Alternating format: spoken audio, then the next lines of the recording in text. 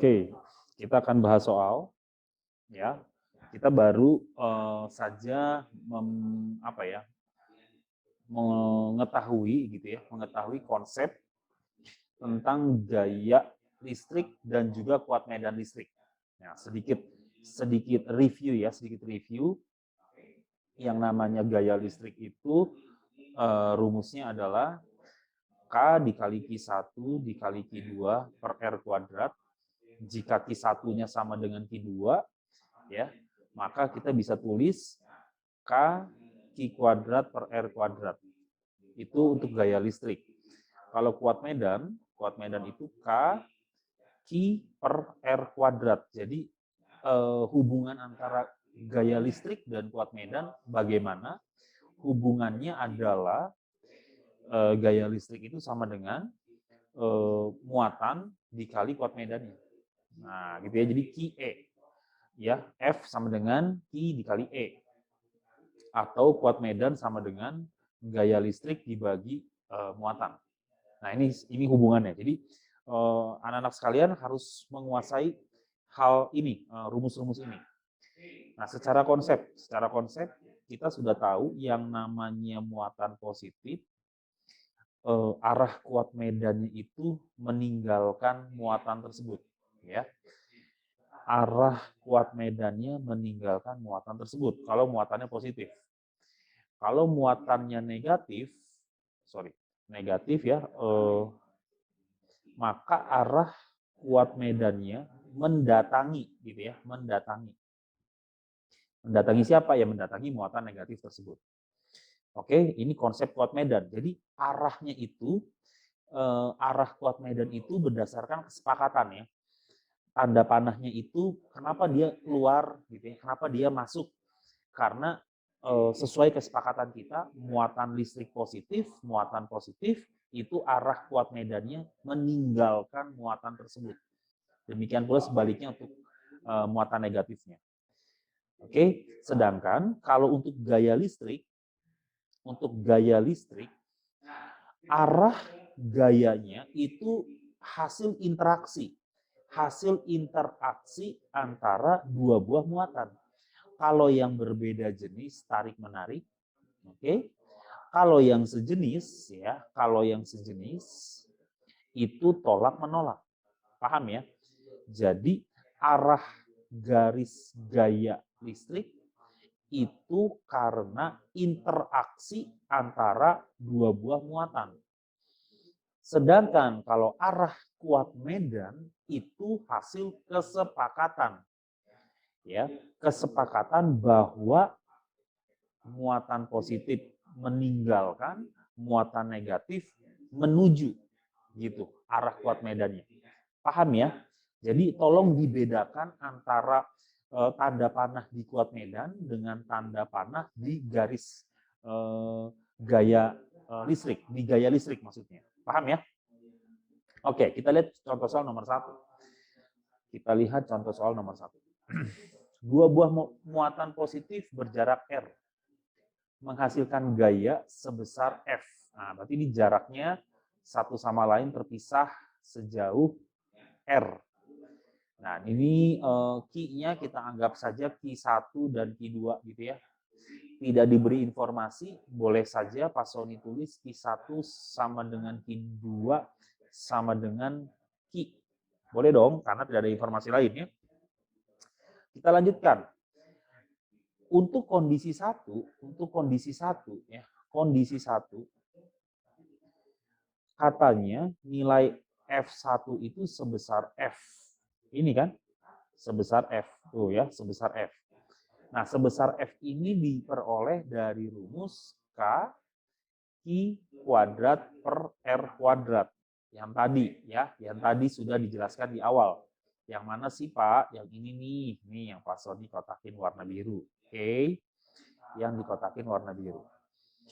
Oke ya, jelas ya. Jadi rumusnya seperti itu. Itu kondisi 1. Nah, untuk kondisi 2, nah ternyata ada kondisi 2. Kondisi 2-nya bagaimana?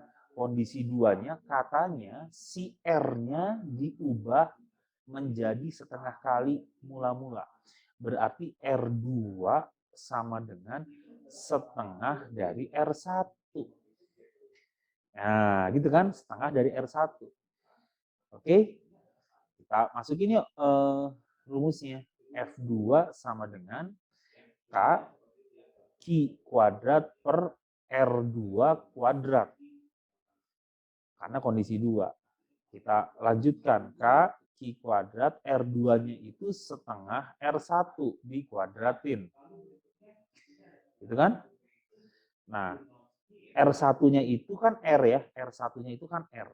Berarti menjadi K Q kuadrat per 1/4 R kuadrat. Alias 4 kaki kuadrat per R kuadrat. Sampai sini paham ya?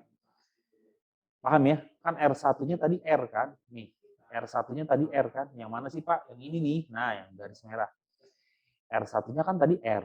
Nah, jadi diganti aja langsung. Setengahnya dikuadratin, jadi 1/4. Oke? Nah, 4 kaki kuadrat per R kuadrat ini kan bisa kita anggap sama dengan 4F1.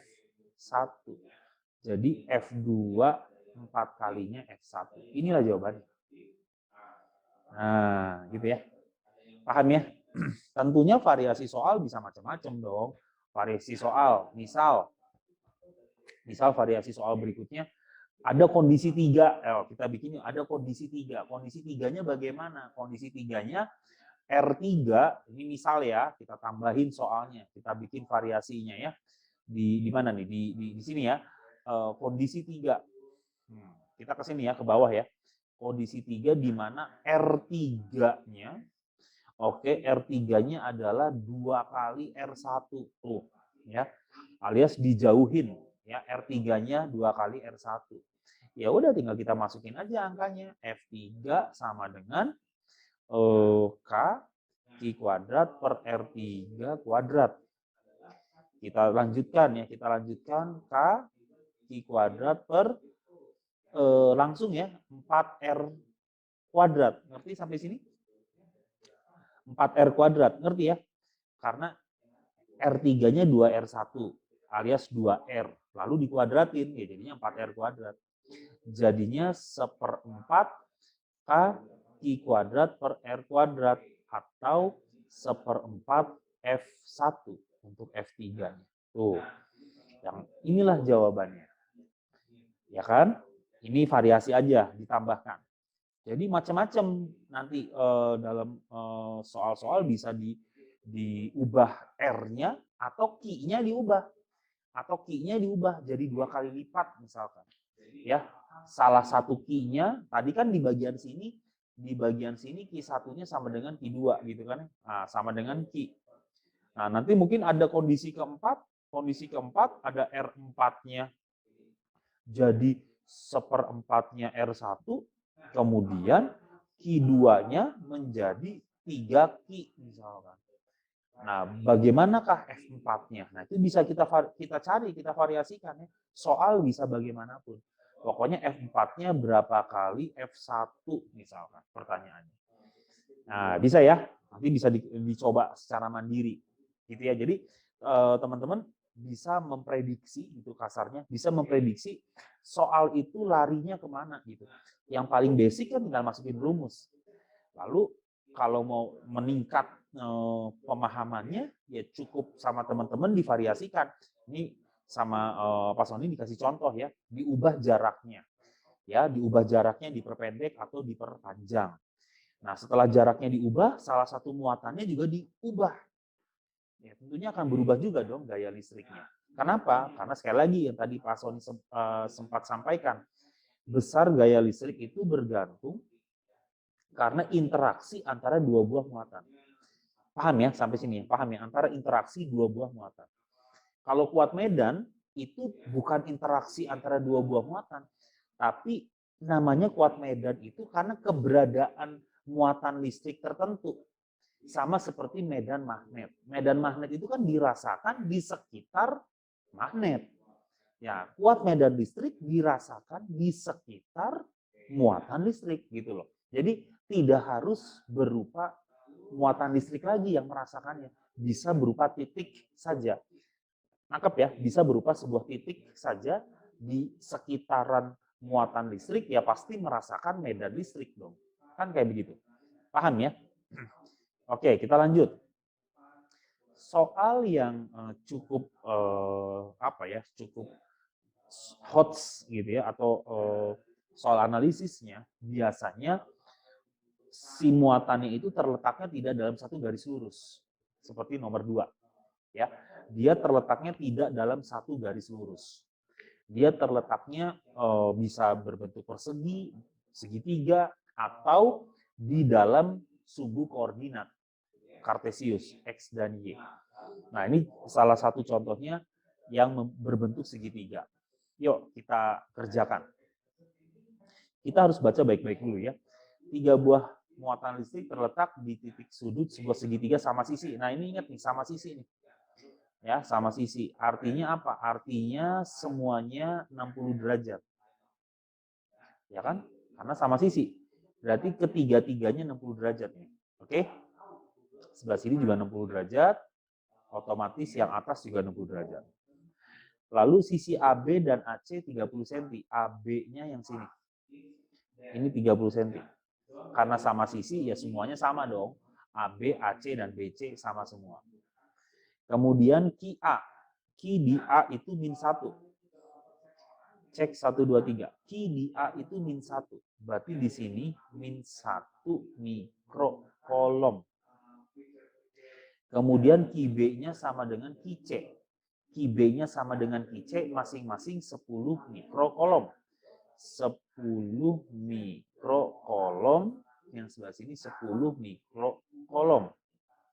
Yang ditanya besar gaya listrik. Nah, ini besar gaya listrik yang bekerja pada muatan di titik A. Yang ditanya sih besar gaya listrik di titik A. Tetapi titik A-nya harus berupa muatan. Karena kalau titik A-nya bukan muatan, tidak ada interaksi antar muatan, yang nggak ada gaya listrik. Makanya di sini dikasih min 1 mikrokolom. Jadi titik A-nya diletakkan muatan sebesar min 1 mikrokolom. Sampai sini jelas ya? Sampai sini jelas ya? Diletakkan muatan min 1 mikrokolom supaya gaya listriknya muncul. Karena gaya listrik itu hasil interaksi antar dua buah muatan. Beda ceritanya kalau pertanyaannya tentukan besar medan listrik. Medan listrik yang bekerja pada muatan di titik A. Itu akan beda ceritanya. Yuk, coba kita kerjakan sesuai soal dulu. Ditanyanya gaya listrik ya. Ditanyanya gaya listrik. Yang ini positif kan? Ini positif ya. Ini juga positif kan? Lihat satu-satu. Yang B dengan A dulu. A ditarik sama muatan B karena kan positif dan negatif. Berarti di sini ya, di sini ada F A B. Dia ditarik, kan gaya tarik menarik. Ya, jangan dilihat yang di bawahnya. Yang ininya nggak usah kita pedulikan. Kenapa, Pak? Kan tarik menarik, Pak Sony. Iya, ini tarik menariknya betul, tapi kan yang ditanya yang di titik A. Jadi, ya itulah, ini bisa kita abaikan. Yang di bawahnya bisa kita abaikan. Lalu kita lihat yang atas. Ternyata si muatan A ini juga terpengaruh, ada interaksi juga akibat muatan di C. Ya kita gambar, kita harus gambar di sini. Ini muatannya, muatannya, gayanya, gaya akibat muatan C, maksudnya begitu. Nah, ini kita tulis ya muatan C. Nah, yang ditanya gaya listrik yang bekerja di muatan A, berarti resultannya dong. Kalau resultannya ya begini. Nah, berarti ini yang ditanya, F ini. F resultan. Sampai sini jelas ya, F resultan yang kita tanya. Nah, kita tahu rumus F resultan itu pakai aturan kosinus. Aturan kosinus yang seperti apa? Nah, jangan lupa ya, yang pakai akar. Berarti FAB kuadrat ditambah FAC kuadrat minus 2 dikali FAB, gitu kan? 2 dikali FAB dikali FAC, gitu kan? Dikali cos theta. Kenapa pakai cos? Kan ini aturan kosinus ya, pakai cos dong. Nah, kita cari dulu FAB-nya yang mana? Berapa besarnya? Yuk kita cari. FAB itu besarnya adalah pakai warna biru aja lah ya, biar nggak ini, biar nggak pusing matanya. FAB berarti K QA QB per RAB kuadrat. K nilainya berapa? Harus sudah hafal ya. 9 dikali 10 pangkat 9. QA-nya itu 1 dikali 10 pangkat min 6. Lalu QB-nya berapa? QB-nya 10 dikali 10 pangkat min 6 juga. Per 30 cm. 30 cm itu berapa meter ya? 0,3 ya, 0,3. Berarti 3 kali 10 pangkat min 1 dikuadratin. Gitu, ya kan? Yuk kita kerjakan. Berarti ini jadi 9 kali 10 pangkat 9. Ini kita selesaikan. 10 pangkat min 6 ini 10 pangkat min 6 ya. Berarti ini kan 10 pangkat min 6. Yang ininya 10 pangkat min 5. Benar nggak? Benar ya? Lalu yang ini bawahnya 9 kali 10 pangkat min 2. Nah, gitu kan? Kita lanjutkan, kita selesaikan ke samping aja ya biar langsung ya. Maka 9-nya bisa dicoret. 9 bisa dicoret. Tinggal 10 pangkat aja nih. Tinggal 10 pangkat. Berarti 10 pangkat 9 ya.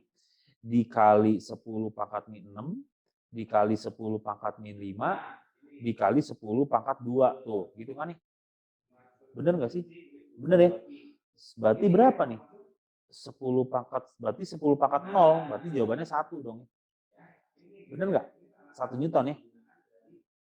Bener ya Pak Sony ya? Nggak salah ya? 1 Newton ya?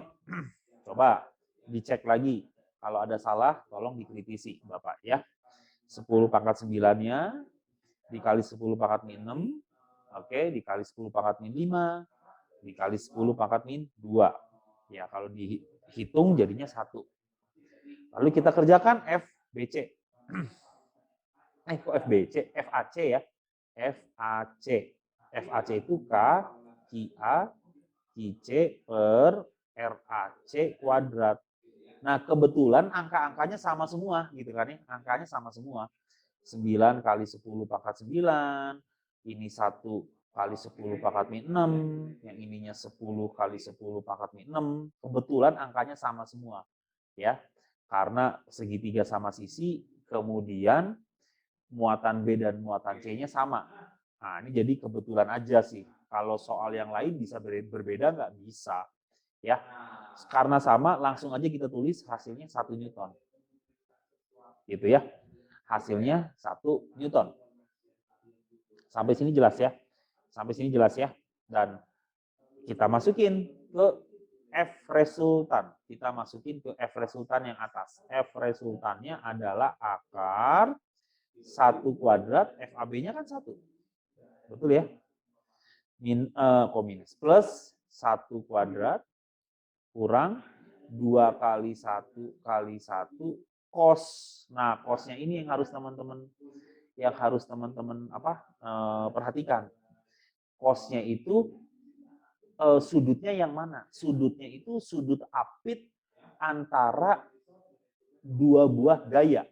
Berarti yang ini segini. Nah, seginilah sudutnya.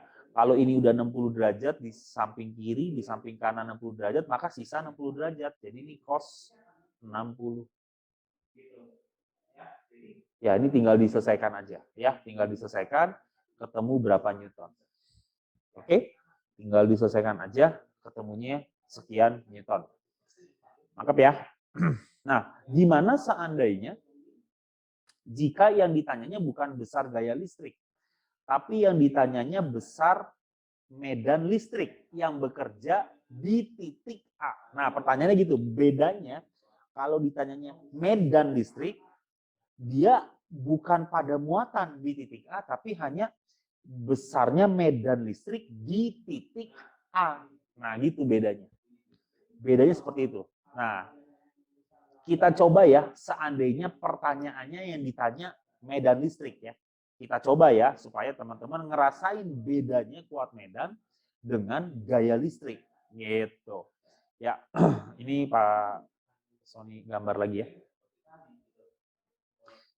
Ini digambar dulu sebentar, digambar dulu ya. Gitu. Mudah-mudahan sama sisi, mudah-mudahan ya. Oke, di sininya titik ya. Di atasnya itu sebuah titik. Jadi dia tidak punya muatan. Kalau di sininya muatan. Di sininya muatan. Ya, bedanya kalau kuat medan dirasakannya nggak harus oleh muatan lagi ya, tapi oleh sebuah titik aja. Sama seperti kamu berada di medan magnet gitu. Ya, pokoknya kan kamu bukan magnet gitu kan, tapi kamu tahu di sekitaran magnet ada medan magnetnya kan gitu. Nangkep ya? Di sininya katanya 10 mikrokolom.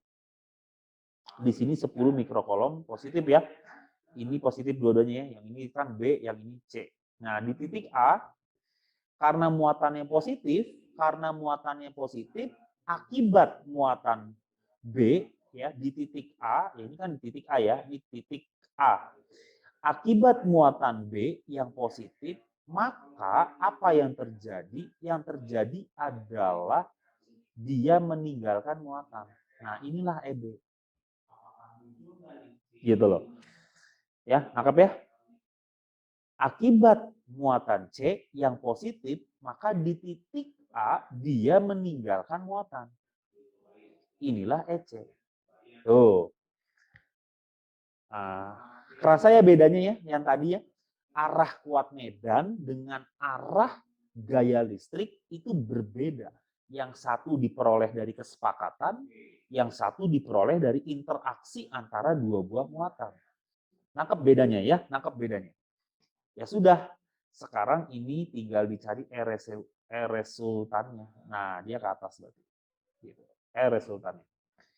Ya, resultannya sama aja, rumusnya mah sama persis ya. Berarti EB kuadrat ditambah EC kuadrat minus 2 EB EC, nah gitu kan, cos theta. Jadi sama persis. Tinggal teman-teman cari dulu EB-nya berapa, EC-nya berapa. Masukin ke akar di atas, setelah dimasukin di akar di atas, ya cos-nya udah pasti 60 ya, kan bagian sini nih, ini 60 derajat, akan sama dengan ini kan, ini juga 60 derajat. Segini juga 60 derajat.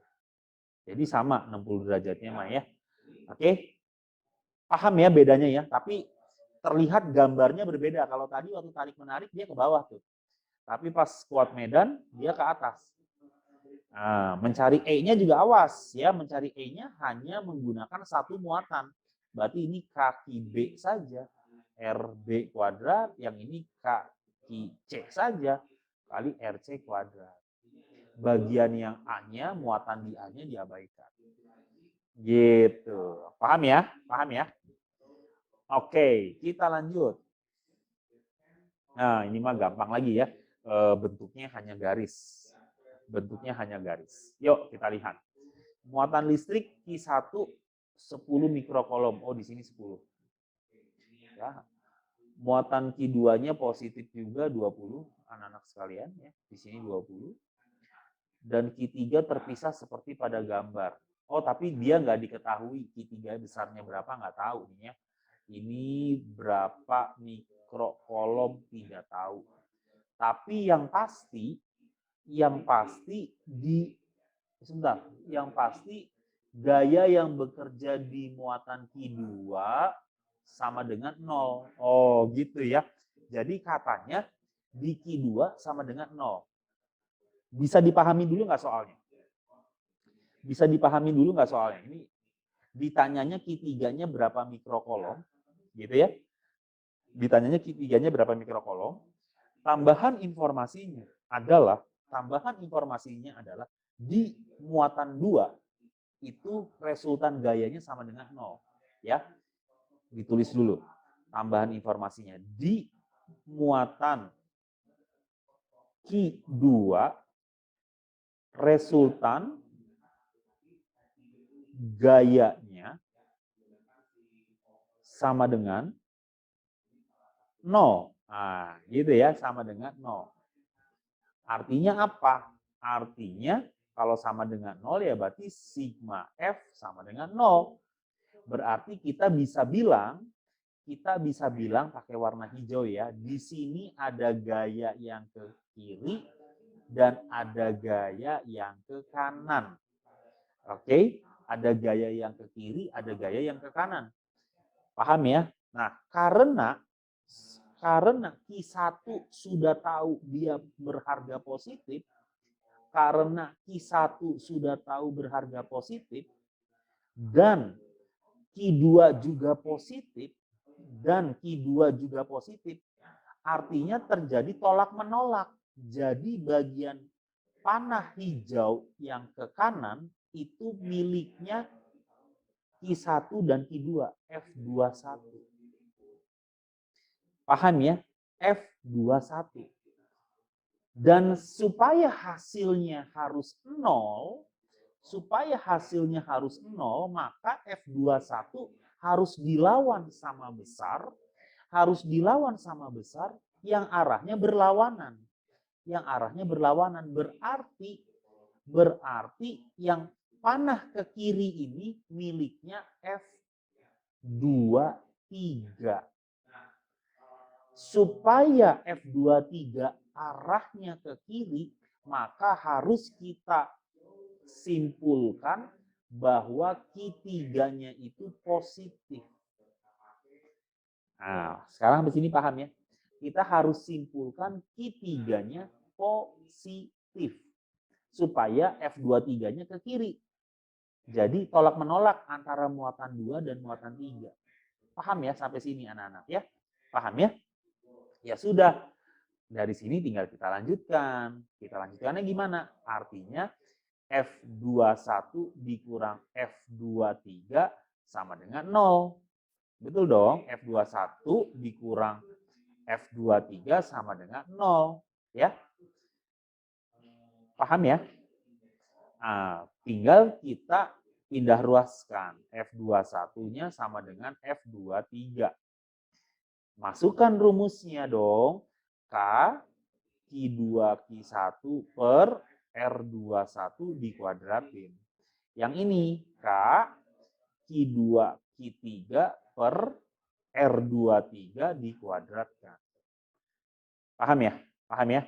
Ada yang bisa dicoret nggak? Ada. Apa itu? K-nya. Coret. Apalagi yang bisa dicoret? Q2-nya. Q2-nya juga bisa dicoret. Jadi sisanya adalah Q1 per R21. R21 kita lihat ya. R21 berarti jarak antara muatan 2 dan muatan 1. Jarak antara muatan 2 dan muatan 1 adalah A. Betul ya? Berarti ini A kuadrat. Sama dengan Q3 per R23 kuadrat. Berarti jarak antara muatan 2 dan muatan 3. Yaitu 0,5. Setengah aja ya. Setengah A kuadrat. Tinggal kita masukin angka-angkanya. Ya, kita masukin angka-angkanya ya. Q1-nya 10. Q1-nya 10 per A kuadrat. Sama dengan Q3-nya ditanyain. Q3-nya ditanyain kan. Berapakah Q3-nya gitu kan? 0 kan? 0 apa? Tidak diketahui kan? Yang Q2 yang diketahui 20. Nah, berarti di sininya setengah A dikuadratin. Kita lanjutkan dulu ya.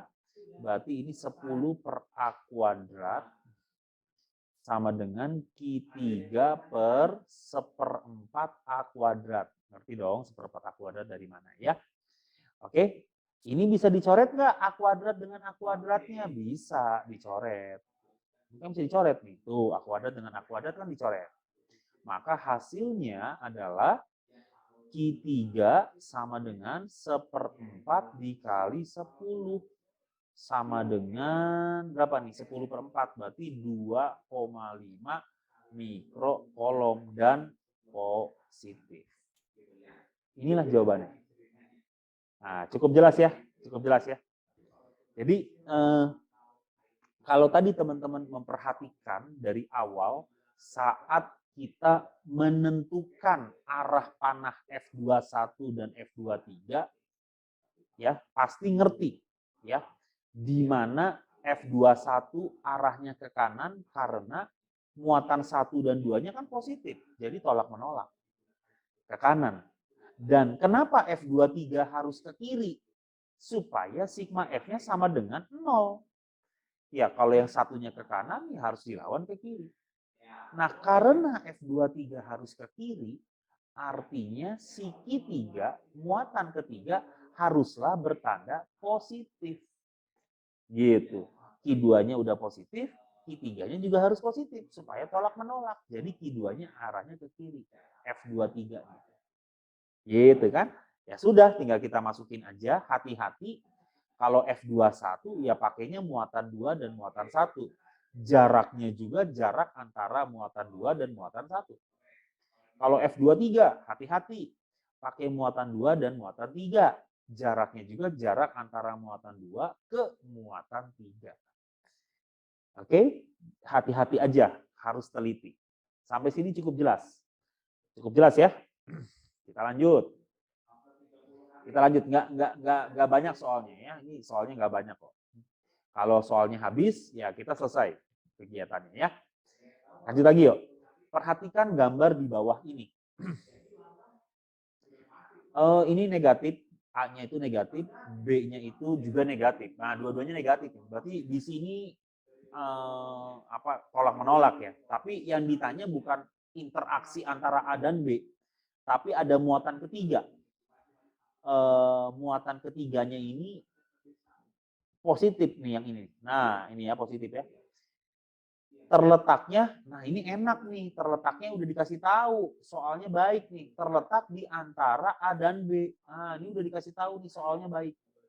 Jadi kita nggak perlu memprediksi apakah di sini atau di sini atau di sini. Nah, ini soalnya udah cukup baik nih, dia udah ngasih tahu kalau ternyata adanya di antara A dan B. Oke? Ini udah cukup baik soalnya. Di mana posisinya? Ya udah, kita anggap di antaranya berarti di sini ya. Di sini ya. Oke. Kenapa sih ditaruhnya condong ke A? Karena A-nya lebih kecil. Sedangkan kan ini positif ya. Ini kan di sini positif Q. A-nya cuma negatif 1 Q. Berarti kan tarik-menarik ke sini. Jaraknya lebih pendek dibandingkan yang ke B. Kenapa? Karena B lebih besar nih, min 4. Jadi kalau jaraknya tepat di tengah-tengah, ya sudah pasti nggak 0. Dia akan lebih condong ke B dong. Gitu kan? Dia akan condong ke B. Gitu. Tapi karena di sini si A-nya hanya 1 Q, si B-nya 4 Q, berarti harus lebih condongnya ke A. Nah, di sininya baru ya arahnya jadi sesuai gitu ya. Jadi ke kanan ke kirinya sama besar. Nah, tapi hati-hati, kita harus tentukan dulu jaraknya.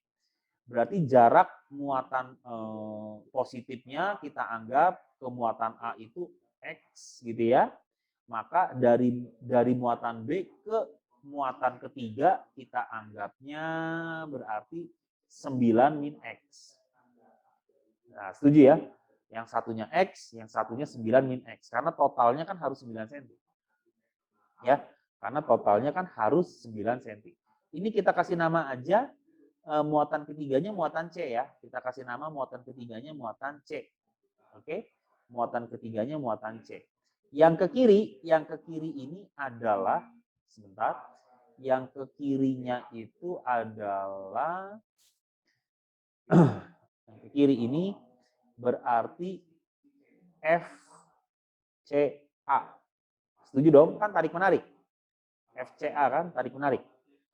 Yang ke kanan tarik menariknya dengan B. Berarti FCB. Oke. Katanya muatan yang dialaminya harus sama dengan 0. Nah, harus sama dengan 0. Yuk, kita kerjakan. Maka sigma F sama dengan 0. Kalau sigma F sama dengan 0, maka FCA dikurang FCB sama dengan 0. Nah, kemudian tidak ruas. FCA sama dengan FCB. Tinggal masuk rumus. K QC QA per RCA dikuadratkan. Yang ini juga sama. K QC QB per RCB dikuadratkan. Kita selesaikan ya. Ada yang bisa dicoret dulu nggak? Oh ada. K-nya bisa dicoret. Apalagi QC-nya bisa dicoret. Nah, gitu ya. Jadi jangan latah masukin 9 kali 10 pangkat 9. Lalu QC-nya dimasukin terus dikali juga. Jangan latah begitu. Tunggu ya. Ada yang bisa dicoret, coret aja. Jadi biar sederhana kelihatannya gitu ya. Tinggal QA. QA-nya berapa sih? Tadi QA-nya itu minus Q ya. Minus Q. Tapi minusnya udah nggak perlu kita tulis lagi. Misalnya Q gitu kan. Lalu RC ke A. Berarti jarak dari muatan C ke muatan A. X. Nah ini X kuadrat. QB-nya itu 4Q. Minusnya udah nggak perlu lagi ya, karena kan minusnya itu tadi untuk menentukan arah gayanya. Ini 9 min X dikuadratkan. Ada yang bisa dicoret nggak? Ada, Q-nya bisa dicoret nih, Q bisa dicoret. Nah, supaya jadi hilang kuadrat di bawahnya, kita akarkan kedua buah ruas. Kedua buah ruas harus diakarkan. Jadi sisa 1 per X sama dengan 2 per 9 min X. Sampai sini jelas ya? Sampai sini jelas ya? Yuk kita selanjutkan. Maka 2X sama dengan 9 min X. 3X sama dengan 9. Maka X-nya sama dengan 3. Satuannya sentimeter. Jadi letaknya di mana? Letaknya adalah jadi muatan C terletak 3 cm di sebelah kanan A. Betul dong? Atau yang kedua, muatan C terletak 6 cm di sebelah kiri B. Nah, jadi pilihannya bisa 2 dong. Pilihannya bisa 2. Jadi hati-hati. Saya dapatnya di hitungan 3 cm. Tapi di pilihan ganda ABCD-nya nggak ada 3 cm. Adanya malah 6 cm. Gitu. Nah, bukan berarti nggak ada jawaban ya. Harus dibaca baik-baik bahasanya, redaksinya. Dalam setiap pilihan ABCDE. Oke? Cukup jelas dong. Jelas ya anak-anak sekalian ya. Kita lanjut nih. Kalau ada mau yang ditanyakan, langsung aja ditanyakan. Oke ya? Kita lanjut nomor 5 nih, nomor 5. Nah, kali ini kuat medan listrik. Kuat medan listrik kali ini ya. Kita lihat kuat medan listriknya di mana? Kuat medan listriknya di titik A. Yuk kita amati titik A-nya yang mana sih? Oh ini sebuah titik ya. Ini titik biasa aja. Q1-nya positif ya, ini positif ya. Kelihatan dari informasi di atasnya, ini negatif ya. Nah, kita lihat akibat muatan 1 yang positif, maka di titik A dia meninggalkan muatan. Setuju dong? Di titik A dia meninggalkan muatan. E1-nya ke situ arahnya. Ya, E1-nya ke situ arahnya. Akibat muatan 2 yang negatif, di titik A, dia menuju dong. Dia menuju. Inilah E2-nya. Jadi di titik A, besar kuat medannya apakah sama dengan 0? Tidak sama dengan 0. Kenapa? Karena arahnya sama-sama ke kanan. Ya udah tinggal kita cari aja. Maka E di titik A sama dengan E1 ditambah E2. Ya kan? E1 tambah E2, E1-nya mau dicari dulu boleh. E1-nya dicari dulu di sini misalkan ya. E1-nya kita cari dulu di sini. Yaitu K I1 per R1 kuadrat. K-nya berapa? 9 kali 10 pangkat 9. I1-nya 3 kali 10 pangkat min 6. R1-nya 3 cm. 3 cm itu 0,3 berarti kan? Dikuadratin. Berarti 9 kali 10 pangkat min 2. Yuk, sederhanakan yuk. Berapa nih sederhanakan? 9-nya bisa dicoret dong. 9-nya bisa dicoret ya. Pak, maaf. Hah? Pak, Halo? 3 cm kan 3 kali 10 pangkat min 2, Pak. Oh, 3 per berarti min 100. 4. Oh, bagus, bagus, bagus. Ya, betul. Berarti ini jadi min 4 ya. Berarti ini min 4 ya. Iya, Pak. 0,03. Oke, bagus. Terima kasih. Sudah dikritisi. Ya udah, tinggal kita selesaikan. Berarti jawabannya 3 dikali 10 pangkat 9. Tulis saja dulu supaya nggak salah deh. Min 6, min 4. Ini supaya nggak salah nih ya. Berapa nih? 9 berarti 3 kali 10 pangkat min 1. Betul ya? Betul ya? Tolong dikritisi kalau salah. Itu jadi 10 pangkat 4, Pak. Kan ke atas. Ke atas. Aduh. Terima kasih, terima kasih. Nah, ini kan jadi kan enak nih. Karena udah terlalu sore gitu ya. 3 kali 10 pangkat 9 berarti berapa nih? 3 kali 10 pangkat 11 gitu ya. Betul ya? Pangkat 7. Iya, pangkat 7. Pangkat 7 ya. 3 kali 10 pangkat 7 Newton. Kok Newton? Newton per kolom. Nah, gitu ya. Kita cari E2-nya. Kita cari E2-nya. K Q2 per R2 kuadrat. Dengan cara yang sama, 9 kali 10 pangkat 9. Ini pernya dulu berapa sih? 2 mikrokolom. 2 kali 10 pangkat min 6. Jaraknya 2 cm. Dikuadratin. 4 kali 10 pangkat min 4. Nah, gitu kan ya. Betul ya? Kali ini kayaknya nggak salah deh. Ada yang bisa dicoret nggak? Ada. Yang mana sih ini sama ini?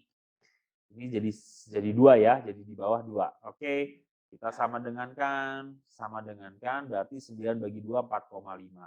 Setuju ya? 4,5. 10 pangkat 7-nya sama dong. Ya kan? Ini kan sama ya ininya. 10 kali 10 pangkat 7 Newton per kolom. Nah, kalau sampai dapatnya nggak sama, teman-teman, harus disamain ya. Pangkat 7 semua. Pangkat 8 semua. Harus disamain. Kenapa? Karena kita mau masuk ke sini nih. Mau masuk ke E di titik A. Berarti 3 kali 10 pangkat 7 ditambah 4,5 dikali 10 pangkat 7. Nah, jadi kita pengen bikin sama. Ya, berarti 7,5 dikali 10 pangkat 7 Newton per kolom. Nah, gitu ya. Totalnya seperti itu.